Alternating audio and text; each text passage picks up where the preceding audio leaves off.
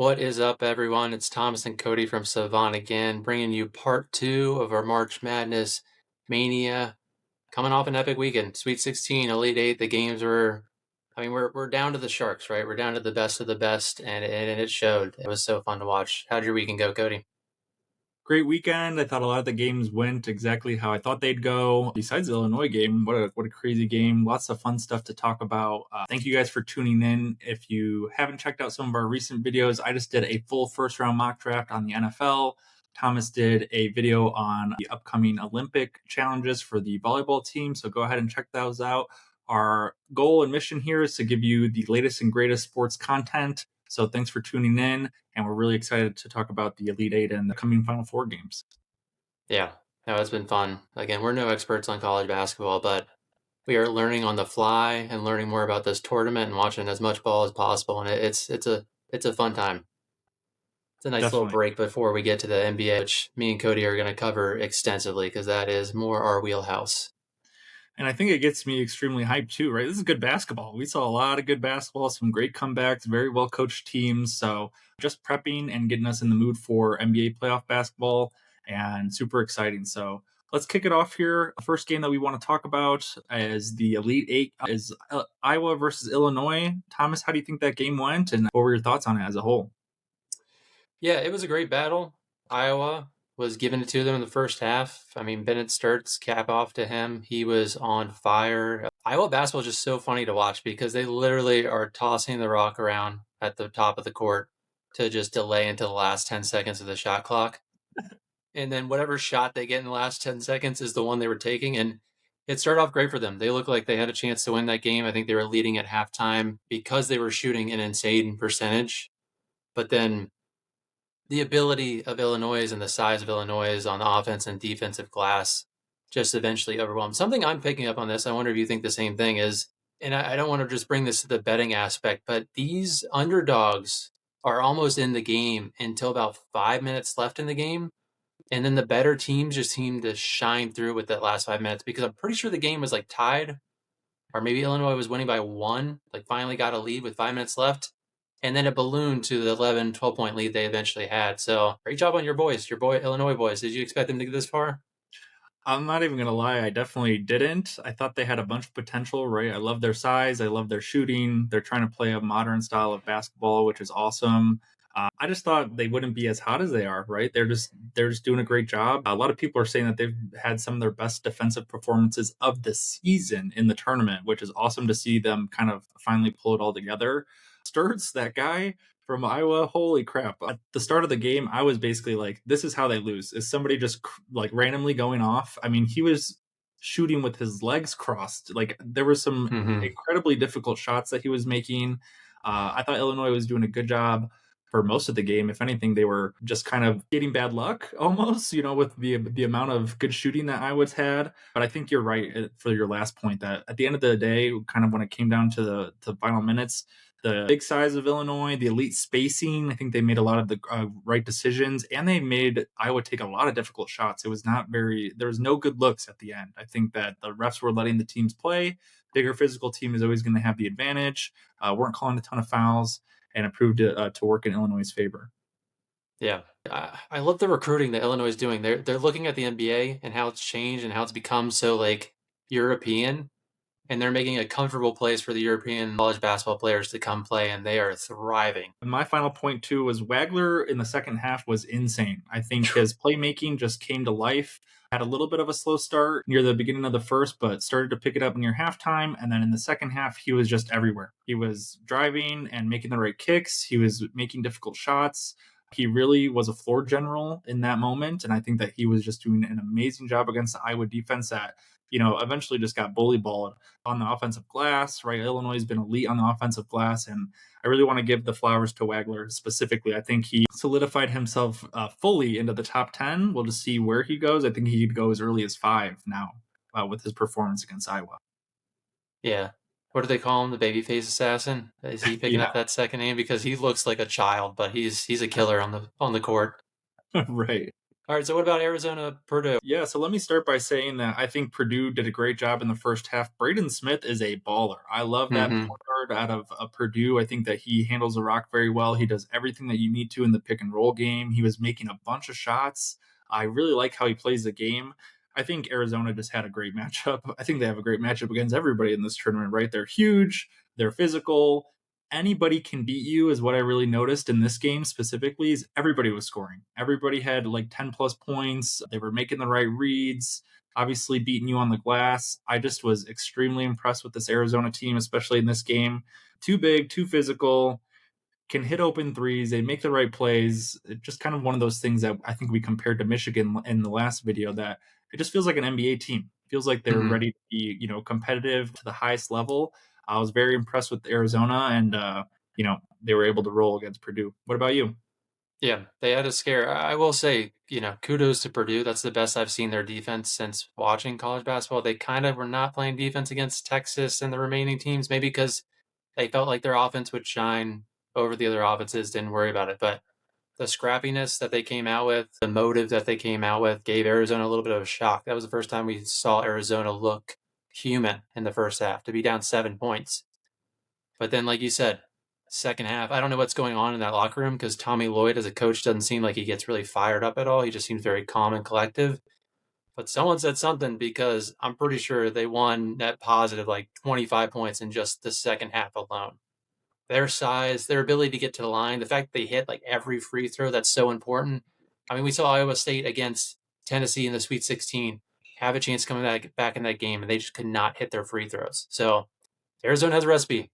They get in the paint, they get their twos, they get timely threes, and they're going to get to the line. They're a bunch of merchants, and yeah, it paid off. But yeah, hats off to Purdue. Braden Smith, that between the legs, between two defenders pass. If you saw it, you know, you know. Maybe I'll throw a highlight up there.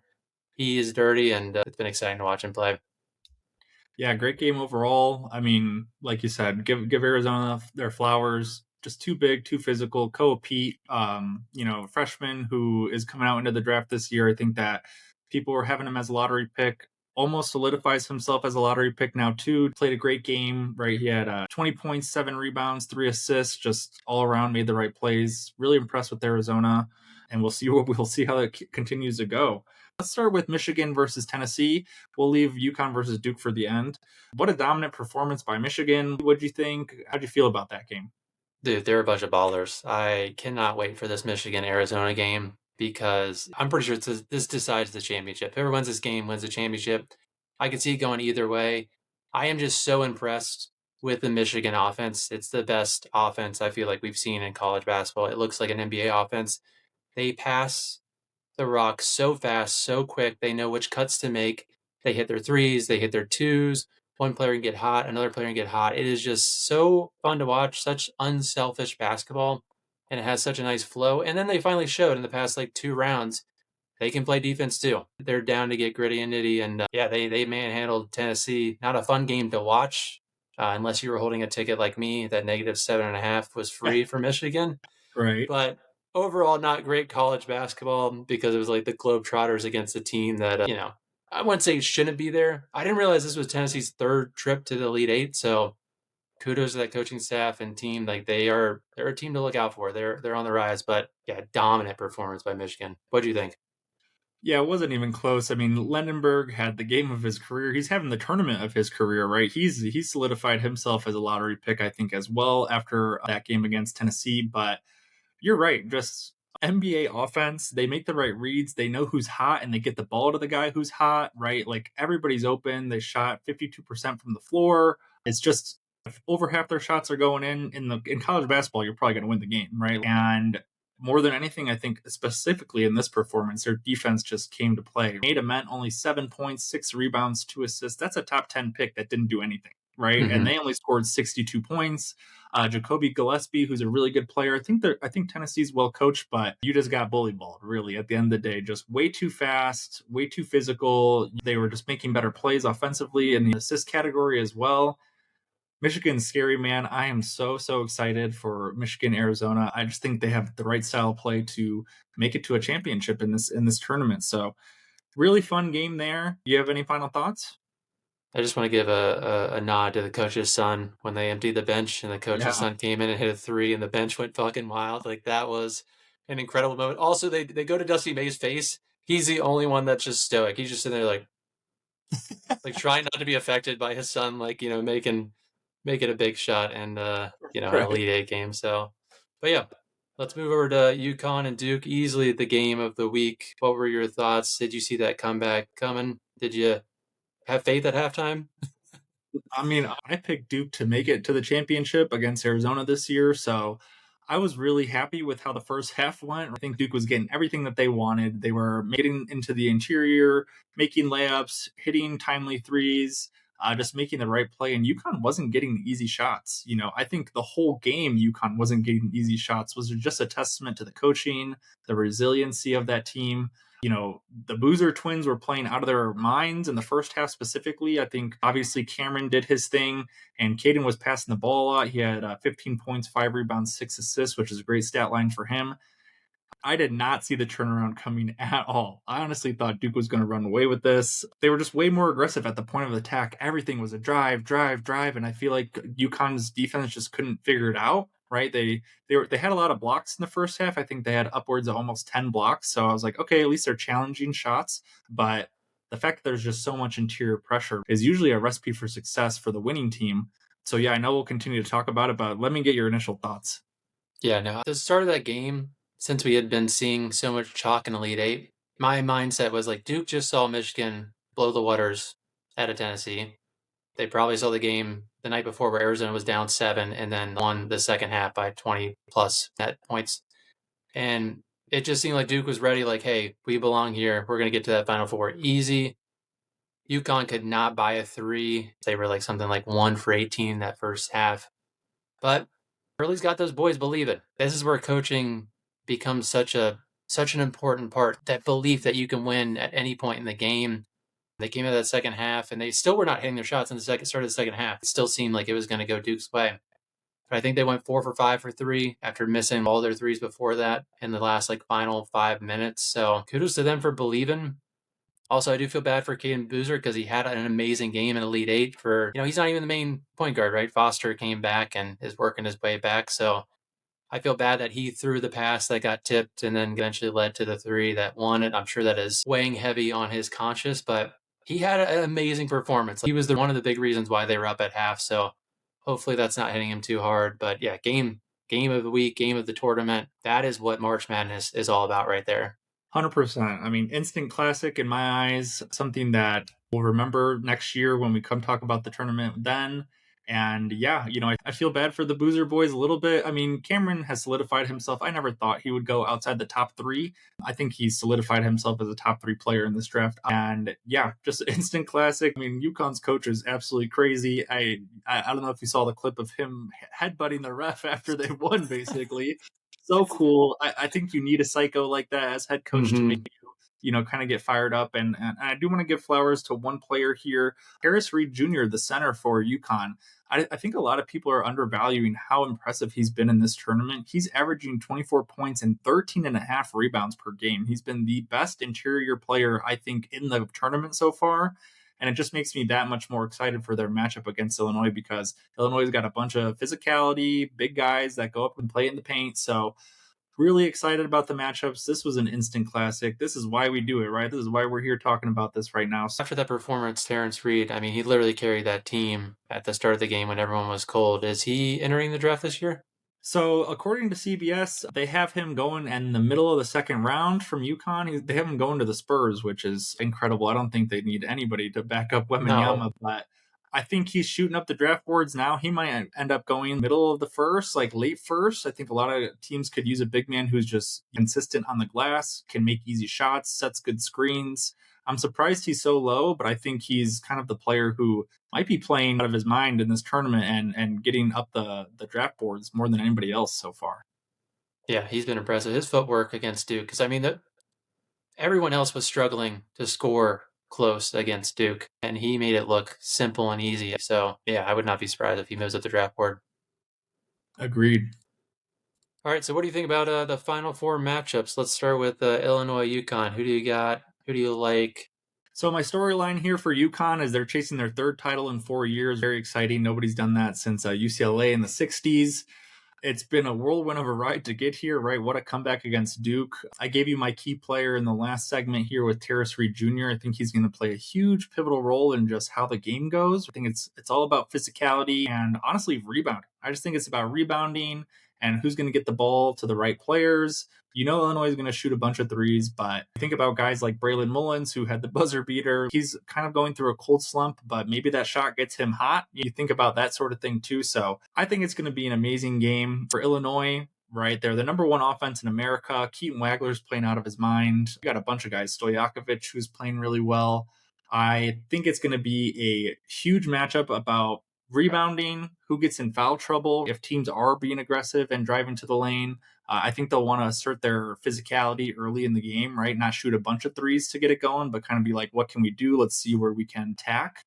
And yeah, I'm just extremely excited. The spread's only 2.5 for Illinois, but they have it at 139.5, which I think, means that they think it's going to be low scoring, gritty game, not so many easy shots. So Hmm. really excited for this one. How about you? Yeah, I'm leaning Illinois. Definitely a lean. I think they opened up as a favorite for a good reason. They've had I would say an easier path to get here, but I just think we've seen too many ups and downs for UConn where Illinois has just been steady Eddie, like you alluded to with Stojakovic, with Wagner. Like they just have so many weapons. Like no one person needs to be carrying this team. They're not dependent on one scorer, and their size and integrity in the rebounding game. Like they just don't give you extra possessions like other teams. They're very efficient. They're very well coached. In that Houston game, they were doing things like rolling the ball up to burn time when they had a massive lead because they didn't want to wait for a couple Houston to randomly get hot and just start hitting 3-pointers. So I love the coaching. I love the player makeup on here. I think their size and athleticism is going to be what's going to push them over the top, but it's going to be tight. I'm not saying they're going to blow UConn out or anything like that.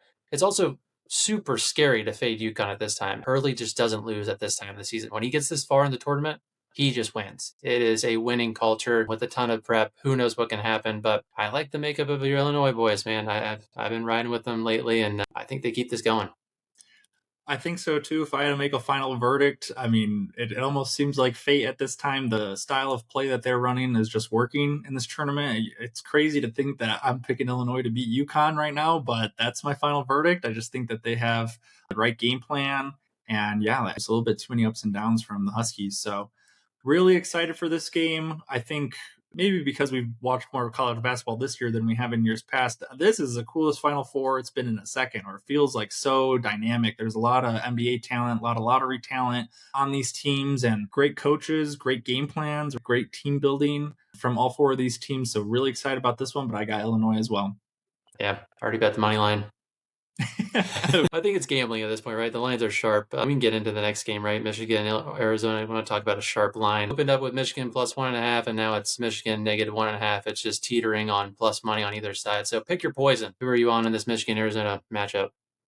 Well, first off, is this not the front court battle of the century? Lendenberg, Mara, Johnson versus Krivas, Pete, Awaka. I think whoever dominates the paint most likely wins this game, which is going to be hard. I think it's going to be a battle, right? The -1.5 is no joke. I think you can get Mara in foul trouble with Arizona's style of play. They cut a lot. They do a lot of backdoor passes. They're aggressive at the rim too, right? They're trying to finish strong with their front court. And so I think it's all about who wins in the paint, who gets in foul trouble, right? Michigan's been hot from three so far. They're since March 1st, they're shooting 40% from deep, which just means I think they're getting high quality shots. Not necessarily that they're, a crazy 3-point dynamic team built that way intentionally, but we'll see. I love Arizona's transition offense as well. Just think that they're extremely good at getting the right person the ball, and they get a lot of easy layups. I have Arizona winning. I think that this is going to be the game of the year so far, for sure. But with this being in Indianapolis, I think you might see 60-40 crowd Michigan, right? You might get a little bit more Michigan fans here. So I think that could play a role in the outcome of the game. But I'm so excited. I just have Arizona winning because that's who I picked in my initial board. I think they're also playing just slightly better. They've played better against better teams, I think, so far in this tournament. Michigan's scary, man. It's definitely the game of the tournament for me. Yeah, same here. Yeah, I'm kind of sticking with Michigan. No offense to Arizona, and we'll see how this plays out. This is again, I'm straight up gambling. I grabbed that Michigan plus 1.5, and I feel good about the CLV I got there. But it's a pick 'em. Bet who you want to root for. I think that's the best case scenario here. There's two evenly matched teams. I think you bring up a great point. If Mara gets in foul trouble, which he easily could with how lengthy and awkward he is, especially against the big boys and how Arizona loves to run the offense in the paint, that could that could be trouble. But I think for me, it comes down to just the offense efficiency. Michigan is just like Illinois. They are flowing on offense. Yes, Arizona plays smart by not relying on the three, but I think what might end up coming down to it is can Arizona hit threes if they need to, right? Because Michigan is going to push the pace and push the score. They're going to rack up the threes. Arizona hasn't faced an offense like that. We saw Arizona struggle against Purdue when they were making their threes in the first half, and then that went away. Yes, it's probably somewhat due to Arizona's great defense. So it's a battle of paint points, free throws, and then I think the final thing for me is just like I believe in Dusty May. Nothing against Tommy Lloyd. He has looked great and incredible, and finally pushed past that Sweet 16 Elite Eight drought that was going on for him. But I like the coach of Dusty May. Man, he's got that fire. He knows how to light up those boys when he needs to, like he did at the halftime for Alabama. And it's going to be a possession game. Probably whoever has the ball last and whoever hits the last shot. But it is going to be absolute cinema. I cannot wait. Yeah, I'm super excited. I'm glad we're kind of on opposite sides for different reasons. I think that just shows how great the game's going to be. And honestly, what I'm hearing from you too is if it does come down to threes, and it's about changing the tide in modern basketball, right? These teams are taking a lot of threes. Lindenberg's playing out of his mind with a congested paint, which I think it will be, right? Everybody, Arizona plays a bunch of help side. They sag on players and stuff like that. It could be about who's making the most threes, which sounds crazy coming from two huge teams that just like to be physical and play inside. But I think that's the point, right? Is like that one outlier factor of 3-point shots could be the determining factor in this one. Absolutely. Well, that's what we have for you guys today. Thank you guys for watching. If you haven't checked out our recent videos, go ahead and go to our channel and check those out. Please like, share, and subscribe. Share this with a friend. Let us know who you think is going to make it to the championship in the tournament this year. And thank you guys for watching.